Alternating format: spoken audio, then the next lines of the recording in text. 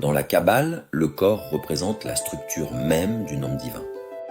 Le corps humain serait organisé autour de 3 axes verticaux: la colonne vertébrale, le centre de la conscience, la rigueur ou la force, côté gauche, et la miséricorde ou la bonté, côté droit.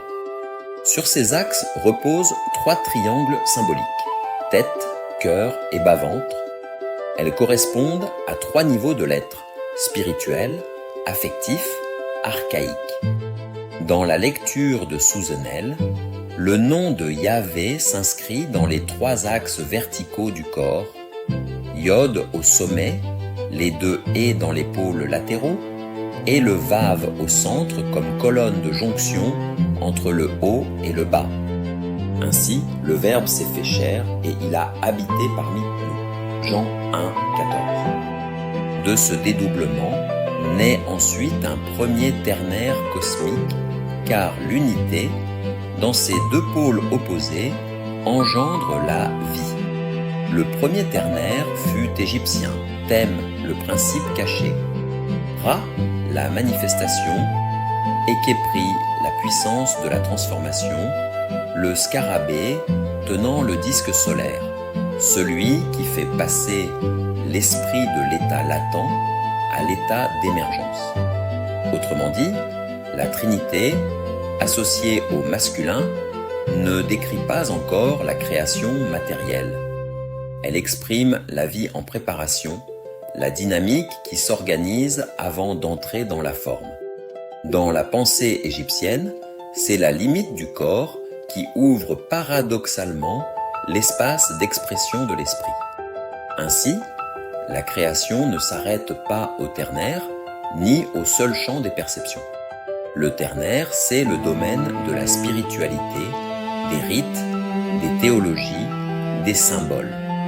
Dans leur fonction la plus profonde, les religions préparent la naissance intérieure. Elles élèvent, elles placent l'âme dans un état de disponibilité. Mais à ce stade, la transformation matérielle n'est pas encore réalisée. Elle reste à l'état de potentiel spirituel. Et donc, le risque de l'avortement est encore maintenu. Le passage décisif survient avec le quaternaire associé au féminin, qui représente l'invisible ou l'inconscient qui devient expérience vécue. On le retrouve partout.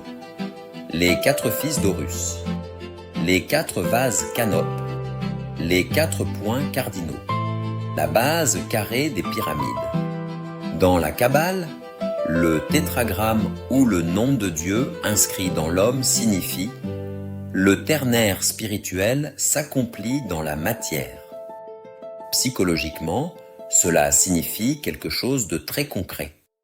Tant que l'être humain reste au ternaire, il pense son évolution, il imagine sa transformation, il élabore du sens, mais rien ne s'accomplit dans sa vie réelle.